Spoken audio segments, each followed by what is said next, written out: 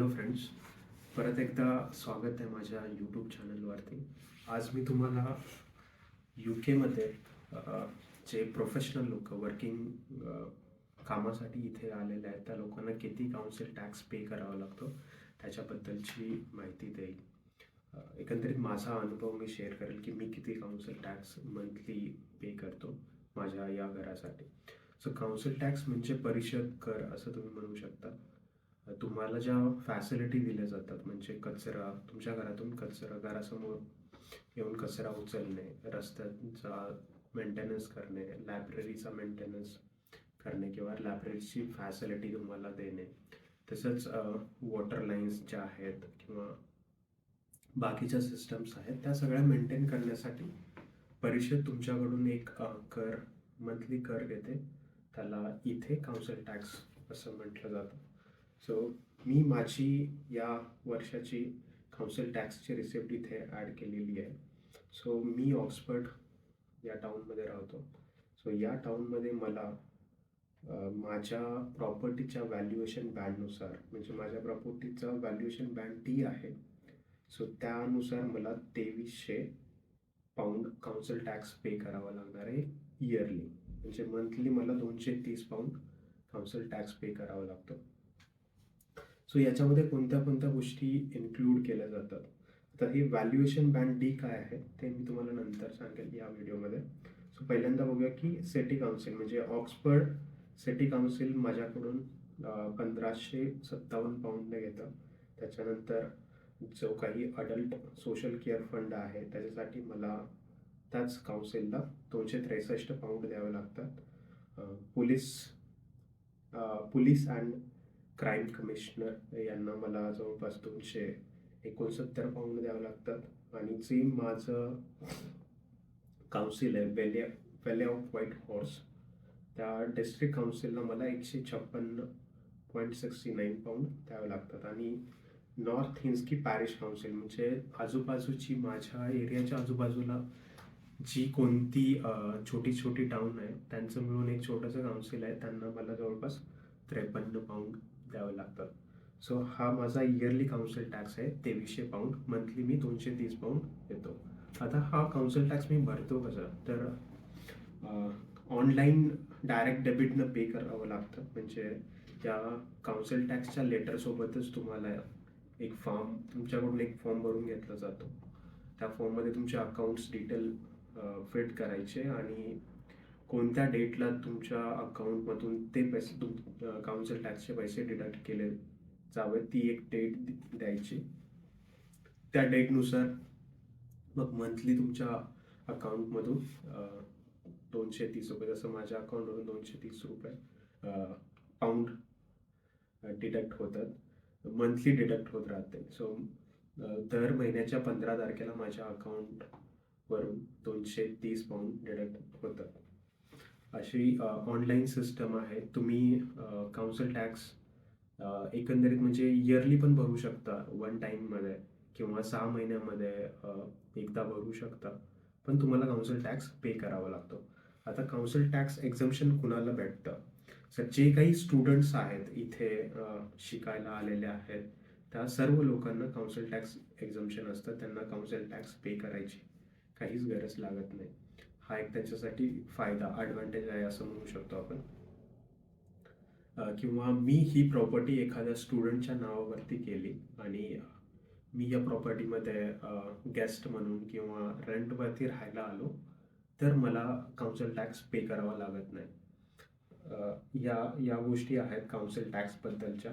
आता जो council tax आहे त्याच्यामध्ये मी सांगितलं तुम्हाला valuation band. So valuation band म्हणजे काय तर मी अजून एक इमेज इथे ॲड केली आहे. त्याच्यामध्ये तुम्हाला दिसेल की 1991 साली यांनी एक सर्वे केला होता. त्या सर्वेनुसार त्यांनी प्रत्येक एरियाची एक किंमत डिसाईड केलेली आहे. सो त्यांनी A to H असा व्हॅल्युएशन बँड बनवलेले आहेत. त्याच्यामध्ये ए म्हणजे सर्वात कमी, म्हणजे तो एरिया ज्याची त्या एरियामध्ये असलेल्या प्रॉपर्टीची किंमत खूप कमी असेल. सो ए मध्ये जे काही घरं असतील किंवा प्रॉपर्टीज असतील त्यांची किंमत जवळपास 40,000 पाऊंड म्हणजे 40 लाख रुपये आहे. सो माझी जी प्रॉपर्टी आहे, मी जी दाखवल्याप्रमाणे व्हॅल्युएशन बँड डी मध्ये येते. सो माझ्या प्रॉपर्टीची किंमत असू शकते 68,000 पाऊंड ते 88,000 पाऊंड पर्यंत, म्हणजे 88 लाखापर्यंत ची किंमत या प्रॉपर्टीची असू शकते. असं त्यांचं एक टेंटेटिव्ह प्रेडिक्शन आहे असं तुम्ही म्हणू शकता. या व्हॅल्युएशन बँडनुसार त्यांनी काउन्सिल टॅक्स डिसाईड केलेला आहे. सो हे झालं व्हॅल्युएशन बँडबद्दल, जो की माझ्या प्रॉपर्टीसाठी व्हॅल्युएशन बँड डी आहे. सो यानुसार यांनी काउन्सिल टॅक्स तुमचा डिसाईड केलेला आहे.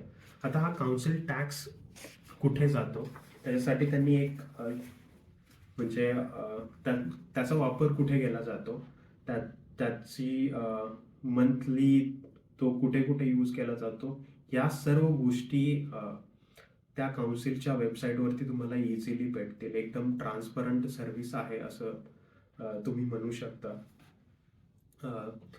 मी इथे अजून एक इमेज ॲड केली आहे. त्या इमेजमध्ये त्यांनी सांगितलंय की तुमच्याकडून जो काउन्सिल टॅक्स घेतला जातो त्याच्यामधल्या 1 पाऊंडचा वापर ते लोक कुठे कुठे करतात किंवा कोणत्या काउन्सिलला तो 1 पाऊंड डिस्ट्रीब्यूट केला जातो. म्हणजे मी दिलेल्या 1 पाऊंडमध्ये जे 7 पेन्स आहेत ते व्हॅली ऑफ व्हाईट हॉर्स डिस्ट्रिक्टला दिले जातात. म्हणजे माझा जो मेन डिस्ट्रिक्ट काउन्सिल आहे त्याला दिला जातो. त्याच्यानंतर ऑक्सफर्ड मेन कंट्री काउन्सिल आहे ते आपल्याकडे 78 पेन्स ठेवत आहे.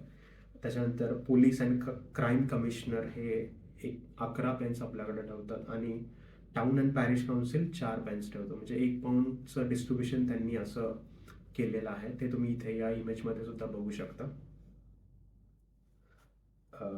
आणि याचा वापर कुठे केला जातो म्हणजे जी मेन कंट्री काउन्सिल आहे ती सर्व गोष्टी तुम्हाला, सर्व फॅसिलिटी तुम्हाला देण्याचं काम करते. जसं लायब्ररी असेल, कचरा पिकअप करणे असेल, किंवा वॉटर सिस्टम मेंटेन करणे असेल, किंवा कुठे फायर लागली तर त्या फायरसाठी ॲम्ब्युलन्सची फॅसिलिटी प्रोव्हाइड करणं असेल.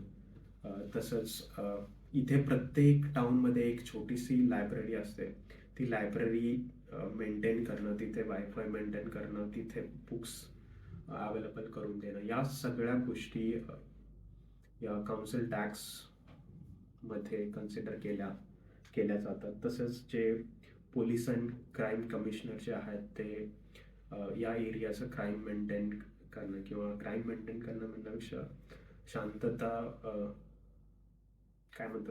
शांतता ठेवणे, हा परिसर शांत ठेवण्यासाठी ते डे नाईट्स ड्युटी करत असतात. त्याच्यासाठी ते माझ्या 1 पाऊंडमधला 11 पेन्स यूज करतात, जो की मी मंथली देतो.